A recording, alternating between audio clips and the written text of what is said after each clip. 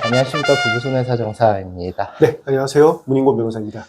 이번 영상에서는 이제 공사장에서 발생한 소음으로 인해서 공사장 옆에서 일을 하고 있던 사람이 한쪽 청력이 소실되어서 공사업체의 손해배상 청구 사례에 대해서 살펴보도록 하겠습니다. 네, 공사업체가 집안을 뚫는 작업을 했었는데요. 이때 원고는 공사장 바로 옆 건물에서 자동차 광택업을 하고 있었습니다. 땅을 뚫을 때 굉장히 큰 소음이 발생을 했었는데 땅을 뚫은 당일날 원고가 어지럼증을 호소하고 한쪽 귀가 잘 안 들리는 증세가 있어서 다음날 병원으로 방문을 하게 되었습니다. 그러니까 그 정도 소음이라면 원고뿐만이 아니라 다른 사람들도 소음으로 굉장히 힘들었을 것 같은데? 네, 맞습니다. 원고뿐만 아니라 그래서 근처에 있던 사람들도 다 이제 구청에 민원을 넣었었던 사건이고, 또한 이제 원고는 너무 시끄러우니까 핸드폰 어플로 이러한 소음을 측정하기도 했었습니다. 일단 소음 측정했다는 사실 자체가 원고가 굉장히 잘한 것 같은데요. 왜냐하면 손해배상 청구를 하려면은 그 소음으로 인해서 본인의 청력이 상실되었다는 사실을 입증을 해야 되는데, 소음은 그때만 발생하고 나중에는 확인하기가 좀 어렵잖아요. 예, 맞습니다. 말씀하신 대로 그 부분이 굉장히 좀 중요하게 작용을 했던 사건이고요.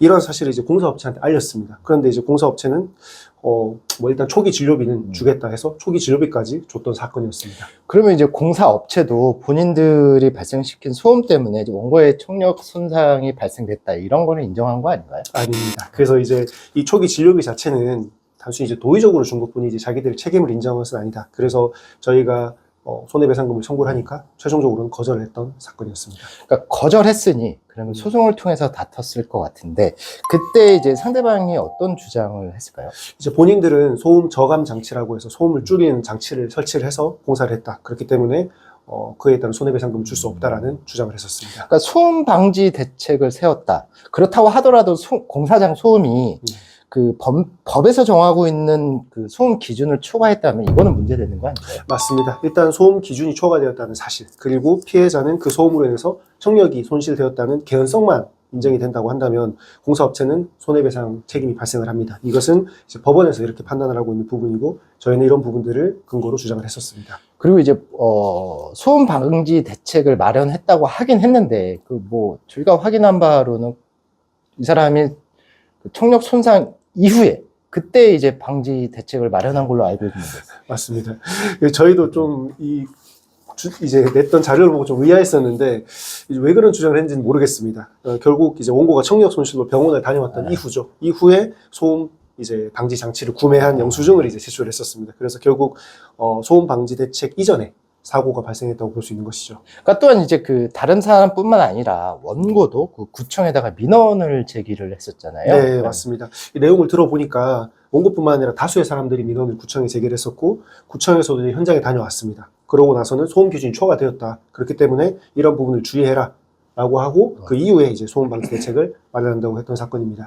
근데 이제 이분이 이제 그 청력 손실 발생하고, 즉 이제 집안 작업이 끝나고 나서도 공사 소음이 많이 발생을 해서 많은 민원이 제기되었고, 구청에서는 수차례 공사업체에다가 과태료 및 소음 방지 행위 중지 명령을 한 사실도 있었는데, 이렇게 되면은 당연히 소음과 이 사람의 그 청력 손실과 관계가 있다고 볼 수 있지 않을까요? 사실 저희도 이 정도만 하면 충분하다, 기존 자료들로 충분히 인정이 될 것이다 라고 예상을 했지만, 상대방은 이제 이런 인과관계를 따지기 위해서는 진료기로 감정을 해야 된다고 주장을 했습니다. 그래서 그 이유 중 하나가 이제 오로지 이제 원고한테서만 청력 손실이 발견이 되었고, 원고는 10년 전도 광택 작업을 했기 때문에 그 광택 작업을 하다가 또 이제 청력이 손실되었을 가능성도 있다라고 주장을 했었습니다. 그러니까 확실히 원고만 손상되었으니까 뭐 상대방도 그렇게 주장을 했을 만한 그런 여지는 좀 보이는데, 다만 이제 문제는 원고가 과거 건강검진에서도 청력 검사를 했는데 정상이었고, 네. 또한 이제 청력과 관련한 질병으로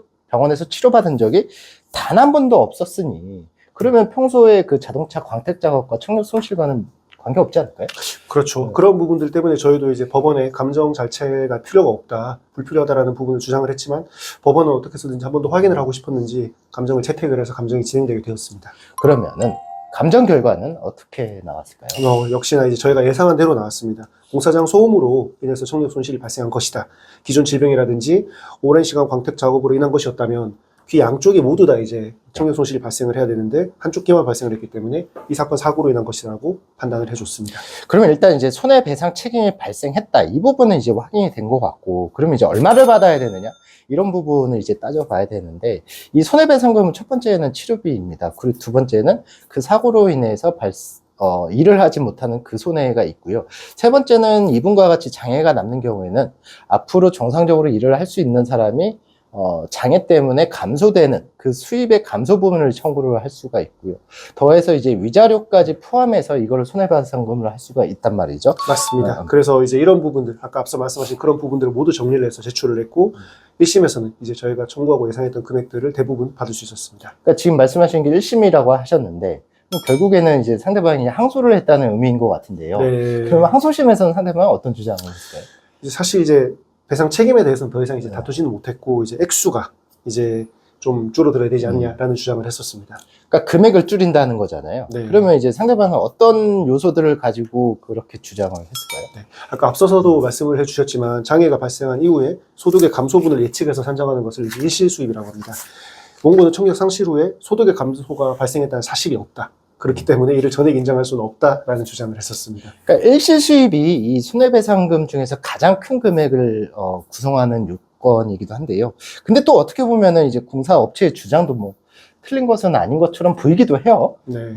근데 이제 이러한 피고의 주장은 이제 몇십 년 전에나 인정되는 논리이고 그 주장대로라면 이제 미성년자라든지 주부가 죽은 경우 사망 당시 소득 창출이 없었기 때문에 그쵸.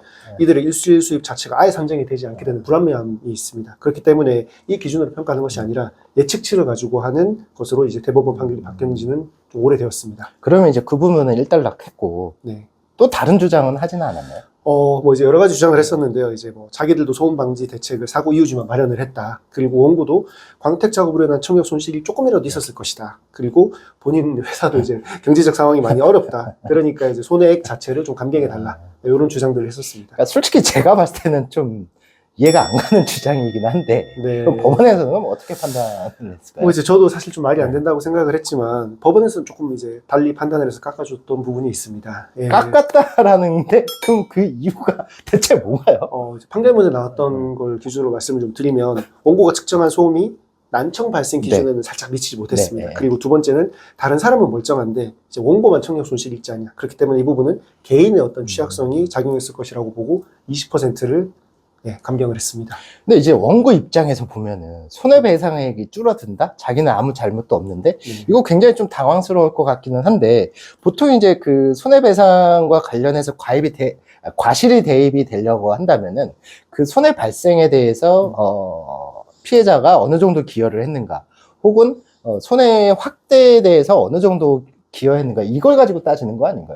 맞습니다. 그 말씀도 당연히 맞긴 한데 이제 책임의 제한은 반드시 꼭 그 논리대로만 이제 판단을 무조건 하는 것은 아니고 가해자의 입장에서 이제 불가항력 같은 것들이 있다면 법원에서 가해자의 책임을 경감해 줄 수도 있습니다. 다만 제 생각은 그것보다는 이제 원고가 이제 후유장애 보험금을 받은 사실이 있습니다. 이것 때문에 또 판사가 감경을 해주지 않으라고 생각도 좀 하고 있습니다. 그러니까 1심이 이기고 원고가 이제 보험회사에 그 상해 후유장애 보험금을 청구했는데 그 청구에서 받은 보험금 때문에 뭐 문제가 됐다 이런 얘기신가요? 그렇죠. 이 부분은 이제 저희가 소송에서 입증 자료를 제출을 했었습니다. 왜냐하면 이제 보험사 역시 피고가 발생시킨 소음 때문에 발생한 사고라는 것을 인정하였기 때문인데요. 이렇게 되면 이제 외래성이 인정되기 때문에 보험금을 준 것이 이제 타당하게 되고 네네. 피고가 인과관계를 부정한다. 이제 인과관계 없다라는 것을 주장해서 막기 위해서 저희가 이걸 했던 것입니다. 예. 그럼 뭐 당연히 우리 입장에서는 소음이랑 청력 손실이랑 관계가 있다라는 걸 입증하기 위해서 당연히 제출해야 될 서류가 맞아 보이는데요. 그죠. 근데 상대방은 이 제출된 이것을 보고 또 이제 얘기를 하는 게, 너네 보험금 받았지 않냐. 그럼 이 보험금을 받은 걸 빼고 손해배상액을 줘야 되지 않냐. 이런 주장을 또 했었습니다. 그러니까 이제 손해배상금이 만약에 1억이라고 치면은 후유장애 보험금 3천만 원 받았으니 그 3천만 원을 뺀 7천만 원만 준다. 이런 논리인데, 뭐 제가 봤을 때 도저히 말 같지도 않은 소리 같은데. 네. 그쵸. 이게 이제 보험금하고 손해배상금의 근거가 된 법률이 다릅니다. 따라서 이제 상계 대상 자체가 이제 안 된다고 저희는 주장을 했는데, 뭐 이제 여담으로 좀 말씀을 드리면 판사님께서도 아무래도 보험 전문가는 아니기 때문에 이런 부분에 대해서 조금 헷갈리셨나 봐요. 잘 모르고. 그래서 제 기억에 이때 뭐 변론도 제기되거나 해서 이런 부분에 대해서 저희가 조금 더 이제 설명을 했던 것 같습니다. 그러니까 뭐 지금 그런 주장은 되게 기초적인 부분이기는 한데 솔직히 뭐 상대방이 하다 별거도 다 진짜 주장한다 이런 느낌이거든요. 그죠. 근데 이제 뭐 상대방은 정말 이것저것 끌어서 다 하더라고요. 시간을 끌 목적이었는지는 모르겠지만 그뿐만 아니라 이제 뭐 보험회사가 원고한테 휴장애 보험금에 대해서 네. 구상권을 행사할 수 있지 않냐. 어. 그러니까 보험회사가 원고한테 그게 들어올 수 있으니 그 부분도 이제 감안을 해서 판단을 하고 이제 금액에서 산정이 해야 된다. 이런 주장도 있었습니다. 아, 그러니까 이제 보험회사가 원고한테 돈을 줬으니 네. 그 돈을 준 원인 자체가 그 공사업체 때문에 줬으니까 보험회사는 그 맞습니다. 공사업체한테 나중에 구상권을 들어왔으니까 이거 빼고 지급해야겠다 이런 얘기인 거잖아요. 그죠.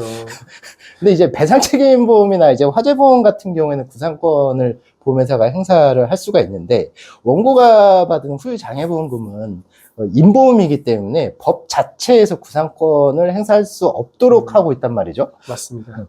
근데 그런 주장을 했다. 좀 이해가 안 가는데요. 그래서 말씀하신 딱 그 부분을 저희가 주장을 했었고 결국에는 그 부분은 이제 뭐 당연히 받아들여지진 않았습니다. 그래서 이제 뭐 못내 아쉬운 것이 아까 앞서 말씀드렸다시피 결론은 이제 책임이 20% 경감이 되어서 80%만 인정받는 판결을 받게 되었습니다. 그러니까 이제 손해액이 1억이다라고 하면은 20%뺀 8천만 원만 줘라 이런 법원 판결인 것 같은데 네. 뭐 얘기하다 보니까 굉장히 수고가 많은 것 같은데 뭐 개인적으로 봤을 때는 피해자 입장에서는 굉장히 날벼락이었던 것 같습니다. 근데 뭐 법원에서 그리 판단했으니 뭐 어쩔 수 없었을 것 같은데 왜냐면은 이걸 가지고 대법원을 간다.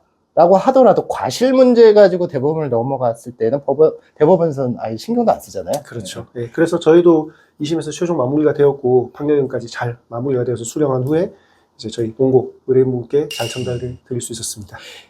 저희가 지금 얘기 나눈 거는 공사장 소음 때문에 이분이 어떻게 보면 청천벽력 같은 일이 발생을 해서 청력 손상이 발생했는데요. 그에 대한 이제 손해배상금을 청구에 대해서 살펴봤고 저희가 준비한 내용은 여기까지였고 도움이 됐다고 한다면 좋아요, 구독, 알림 설정 부탁드리고 도움이 안 됐다고 하더라도 다음 동영상에서 분명히 도움이 될 테니 좋아요, 구독, 알림 설정 부탁드리도록 하겠습니다.